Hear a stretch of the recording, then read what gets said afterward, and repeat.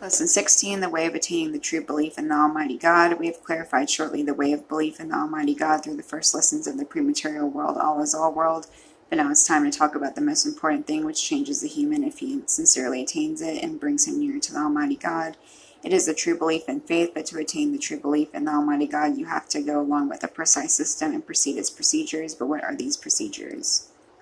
Way of belief and true faith. This universe contains the sun and the moon, the planets and stars, rain and ice, clouds and winds, animals and plants, the heavens and even the earth in its circular orbit, the four seasons with their changes and successions, and night and day with their differences and alternation. That is to say, the universe contains this multitudinous world filled with all its creatures and beings. This includes your body, composed of its systems and organs, and the commutation, dissolution, and composition that happen inside it. Its glands perform the necessary secretions, and the body prepares the different substances it requires.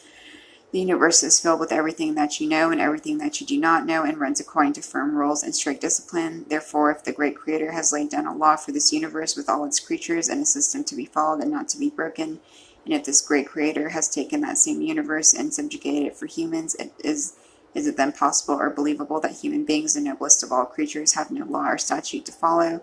Has the great Creator arranged the entire universe only to leave humankind to live in this life without guidance or order? Has the great Creator put this entire universe in order and then neglected humanity and let them astray in the darkness, unable to distinguish between that which benefits them and that which hurts them, not knowing how to proceed through the unknown of this life? It is undoubtedly true that right thought, sound logic, and sane understanding decree and confess the existence of a law which has been planned for humankind. The question then is, where is that law and order? Let us consider what all the noble envoys brought from God. Let us listen to the first verses with which the Almighty Allah inspired the envoy so that he could inform people. God says, read in the name of your provider who has created. He has created man from a clot. Read, and your provider is the noblest one. He was taught by printing, referring to the instincts and the yearnings which God created in the spirits of humanity. He has taught man what he did not know. The Holy Quran, Fortress 96, Al-Alaq, the Clot, verse 1-5. Let us think deeply about these words which the envoy disseminated to all the Arabs and the nations. Let us meditate on that sign to which the envoy led his noble companions, and let us study the Quran verses sent from Allah which he recited to the people in Mecca in the first days of his mission. Let us look as the one who is thirsty for truth looks, rather than as the one who is clinging to what their forefathers followed without perception or thinking. Let us leave behind the ignorance which has been fabricated by some people through whims and misguidedness.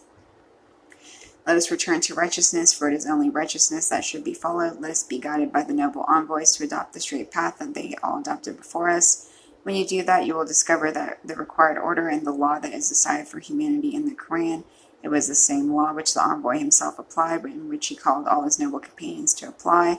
In this way, they achieved high rank and became known all over the world. This was how they gained the happiness and boons they gained. I say to apply this law and order is to consider your origin and to think of your beginning, because those who recognize themselves will recognize their provider. When they recognize their provider, he will guide them to the way of happiness and protect them from misery and loss. Therefore, those whom God guides are the ones who have adopted the straight path, but those who go astray from God will find no other Lord than him. Oh, think of your origin, for thinking of your origin and your beginning is the first article of this law and order which Allah has legislated for you. Think, why do you not think, since your provider has granted you such a precious jewel to help you in thinking, to lead you to know your creator and provider? Think, why do you not think, when he has given you the great signs and the amazing discipline of this universe with wide fields and large scope in which your thought can be absorbed and roam? Think, why do you not think, since the universe is an open book for you, you can read even if here there is no teacher to teach you or no one to tend to you, because Almighty Allah is the best teacher and guide for you as long as you are truthful. Think of your origin when you were semen in your father's back. Consider the semen, how was it formed, of what is it composed? Consider the semen, where was it put and where did it settle? Think of yourself when you were in that safe haven, the deep darkness of the womb. Think of those stages through which you have passed, from semen to a clot, from a clot to a lump of flesh, from a lump of flesh to bones. Consider how these bones have been arranged in good order and consistency. The muscles have been fixed upon the bones, and from them have been made holes for the brain, the eyes, the ears, and the mouth, a cavity for the heart, and one for the lungs, and vessels for the intestines, and centers for the veins and for the sinews. Think, I do not want to develop this in great detail. I shall let you witness and see how semen, made from an extract of different fruits, has turned into a balanced human being and a noble creature. Think of and appreciate the greatness of the hand which created and formed you and made these organs for you, creating the brain, the heart, the main systems of the body, the bone structure and all the different components, and place them in a safe place and protected for it. Think of that hand which nourished you when you were just coming into this world alone and without any power or strength. You were unable to provide yourself with anything, and indeed nobody could provide you except the hand which watched over your creation. It is that hand which provided you, delivering food to you and supplying each of your organs with its necessary subsistence. Think of that hand which was able to turn you from semen into a perfect person within just a few months, so that its creation would be neither delayed nor premature in forming a human being within the appointed term.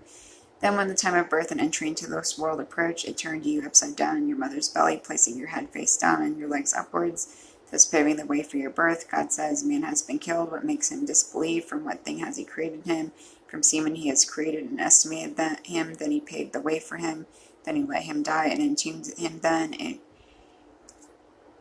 if he will, he brings him to life. Is it not so? Is not it so? Man has yet not applied what Allah has ordained for him. The Holy Quran, Fortress 80, Abasa, he frowned, for verses 17 and 23. Having come into this new world and this new land, think how he endowed you with your mother's sympathy and kindness, and put love and tenderness for you in her heart. He prepared your food in her breast and made it pleasant, luscious, and nourishing a drink, containing all the subsistence needed and required by your body. Think of those meals and aliments which that merciful hand made for you, and increased their nutritional proportions moment by moment and meal after meal in a way that was appropriate to your growth and your advances in years. Then when your body required more nourishment and your stomach became able to digest solid foods, he raised your milk teeth, one tooth after another, according to what was required by growth and necessity. After this, when you were 7 years old, in order to build a body that would be ready for serious situations and great deeds, and to create a mind that could manage heavy affairs, he replaced your milk teeth with standard ones to process the food that would be necessary for this human body.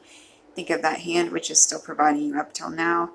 It sends the hot sun rays into the sea in order to vaporize the water. It then moves the winds to drive the clouds and rouse them from their lurking places, gathering them and piling them up in masses through which drops of water pour down, expressing God's cordiality towards his creatures. Once the dead earth is revived and irrigated after its thirst, it drives away the clouds and reveals the clear sky and the shining sun.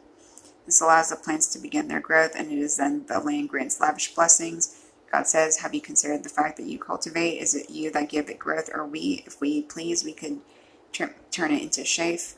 Would you then keep amusing yourselves, or would you say, we have incurred a loss? Indeed, we have deprived ourselves. Have you considered the water which you drink? Was it you that poured it from the clouds, or we? If we please, we could turn it saline. That you then give thanks? The Holy Quran, Fortress 65, Al-Wakaya, the inevitable event, verses 63 to 70. Consider the foods in their various kinds, and the flowers in their forms and smells, and the varieties of fruit in their colors and tastes. Consider the 4 seasons and their alternation. Consider sleep and how God the Almighty has made it a period of cessation of feeling. Consider the day and how he made it a means of subsistence. Think of the air which helps you breathe and inhale, and which provides the oxygen needed for burning materials. Think of the sun which supplies you with heat and light.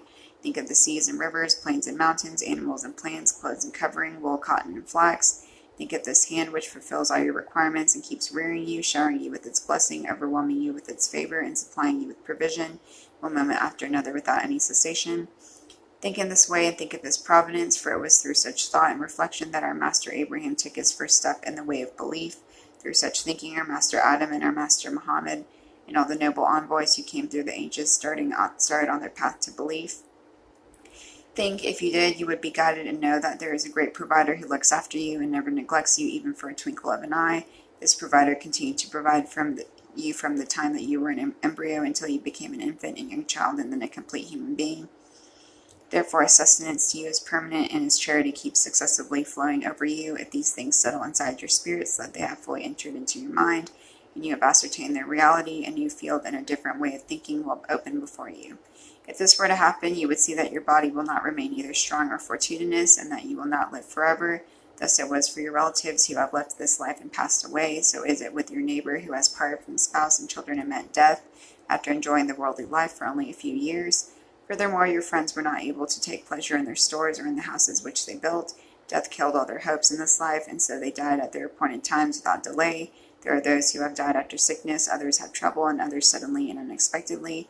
You remember this one and that one, the king's and princes, the supreme commanders, the rich and the poor, and even the noble envoys, and you find that death has left none of them untouched.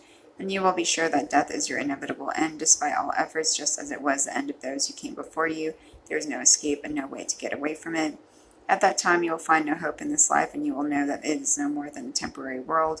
Thinking of death produces fear and awe in your spirit and generates a serious desire to attain knowledge of the provider, making you truly rush to seek him. You ask yourself who this provider is, who created you from semen, though you were nothing more worth mentioning before this, and then made you into a child and then a perfect person. You contemplate the universe once again, but you look deeper than before. There you will find that it is this provider who steers the sun and the moon and directs all of the universe and all of its contents in order to provide you and to fulfill all your demands and meet all your needs. There is no hand and no act of anyone besides him. He alone is Allah. Apart from him, there is no God. Hence, you will move away from believing in the provider to a new level, which is belief in this provider as the steering God. You will see the heavenly bodies swimming within their orbits and witness the sun sending down its rays and heat. Moreover, you will see the clouds moved, stirred from their hidden sites, and the winds running violently according to their directions. You will see the waters of the large seas scrambling in their waves chopping, the rivers flowing down from their sources, running to their mouths where they enter the seas. As for the terrestrial globe, you will see it swimming within its space and its orbit, circling around itself, along with all the creature that carries on its surface. You will see all of this moving, but only through God's power and command. You will think more and more deeply until you realize that no creature can take a single step or raise a hand or move a single inch except by God's leave, will, and power. Thence you will advance in thinking, rising and ascending until you reach a degree of understanding where you witness that the whole universe is but a single unit of connected parts and bonded atoms. Furthermore, you will recognize that it all works in harmony and uniformity, and that the godly will watches over it and supports it. Thus the provider is the steering God of the whole universe, and there is no director or God other than he.